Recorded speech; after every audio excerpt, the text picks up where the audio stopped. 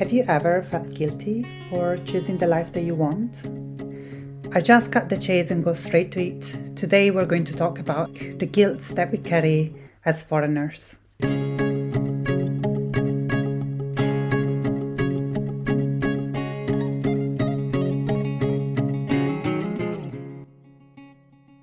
Welcome back to another episode of We Are Here Too, a podcast about migration and mental health.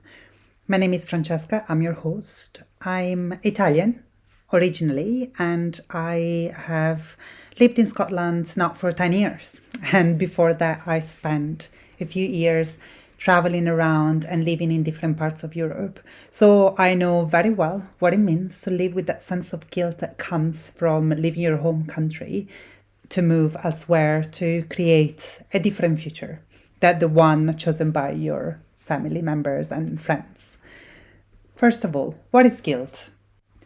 Guilt is a feeling, and it's a mix of other feelings where we feel remorse for the possibility of causing harm to someone or a group of people, and at the same time we feel sadness about it. The interesting thing about guilt is that it works as a moral compass. It's interesting then to think about how guilt plays out in our lives when we live abroad. First, we think that we abandoned people. We left them behind when we decided to move elsewhere, and it doesn't sit right with us, especially at times when there are difficulties back home, back in our home country, and for some reason we cannot attend to those difficulties, or we cannot be as helpful as, or we feel alienated by it because we're not nearby, and maybe we're missing out nuances that are so important to know, right? For our well-being and for the connection that we have with the people back home. Secondly, we can experience guilt when we move abroad, when our life is not necessarily meeting with our values anymore. And so there is a bit of separation there. And we are feeling remorse that we moved to the new country, if that was the outcome. And we carry a lot of sadness within that, because it can be quite heartbreaking, like moving elsewhere with all of these dreams and hopes, and then realizing actually that we are not near them, or maybe they are not as rich as much as we wanted them to be. I like to think of guilt as a consequence of the way we prioritize the people back home in relation to our life in the new country. Let me explain this a bit better. When I first moved abroad, I was in Cardiff and I was an Erasmus student. I lived there for 6 years back in 2006. And I remember my parents asking me to go and visit them very often.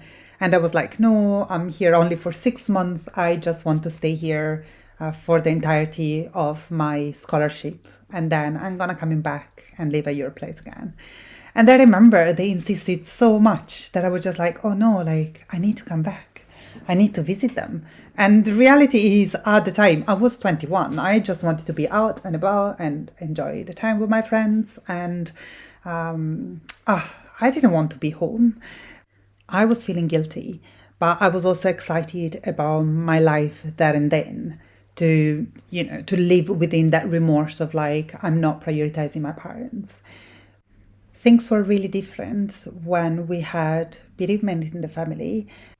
Living abroad means that we cannot drop things just like that, only because something happened in the home country. If we lived closer, we could simply, just take the car, go for a visit, stay close, show love,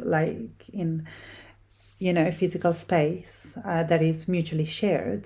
But then when we live abroad, we cannot do that. And there are blocks, there are barriers. And, our circumstances in that moment will dictate our ability to overcome those barriers. And we will need to prioritize the things in our life. And sometimes those decisions will result in us not attending gatherings or choosing to stay and not going back. And so we live with this intense form of regret, which is really clashing with our values. Maybe in that moment our value is to stay close to home, and we decide not to. And trust me, there is no judgment there. I had to make those calls at times, and it was extremely difficult. At times I decided to go back, and at times I decided to stay. And of course, these different things were happening for me during those times. I had different energies, I had different commitments, and I had different responsibilities. One of the most important lessons that I learned during my counseling training and being in therapy myself is that mistakes will always be made. We cannot live a life hoping that we'll never make mistakes. They do happen. And so do ruptures. And the bad things that we can do is repair. Guilt is a social emotion, and it's a warning that something is a bit off and needs to be attended to. I always try to stay away from labeling emotions. It's not bad, it's not good, it just is. And, once we realize that we're feeling guilty about something, why not trying to make steps towards repairing? Guilt is also a need. It may be a sign of fear, uncertainty, and self-doubt. And because it's a need, it needs to be expressed and it needs to be looked into. One of my favorite ways to go about guilt and understand where it comes from is to ask myself a series of questions. And so I would like to share these questions with you and see if in any way they can support you. And if they do, please let me know by connecting to me on social media or by sending me an email. I would really appreciate that. So, question number 1. Did I really do something wrong? Or is that just my perception of it? It may sound like a very simple question, but at times we don't even take the time to actually think about why we're feeling guilty. And then most times when I sit back and think about have I really done something wrong here? The answer is no, I've done nothing wrong. And so that feeling subsides a bit. Question number 2 is around priorities. So in the moment that you did that something that caused you feeling guilty, what were your priorities? It's very easy on hindsight to blame ourselves for what we did, as if we had absolutely no reasons for doing that. So just look back at the time you made that decision and think about what were the reasons that brought you to take that decision in that exact moment. Do you still feel guilty about it? Question number 3. Could I really have done something different? Again, on hindsight, we're all very good to say that we could have done so many other things instead of whatever it is that we did. But reality is, maybe we didn't. Maybe there were bits of information that we didn't have at the time that didn't allow us to do anything else rather than. Question number 4. How can I let go of the feeling of being guilty? What is it that I need to put in place to feel better? And maybe one of the things that I can do is actually to repair and to do something about it. Sometimes repair can be as simple as I'm sorry. And sometimes we actually need to put a bit more of an effort and do something about it. So whatever you did, think of a series of actions that you could do to repair. Question number 5. What would you tell a friend if they were the one to feel guilty? It can feel easier to go into negative self-talk and keep on blaming ourselves for whatever happened. But most times, the only thing that we need in that moment is actually compassion and understanding.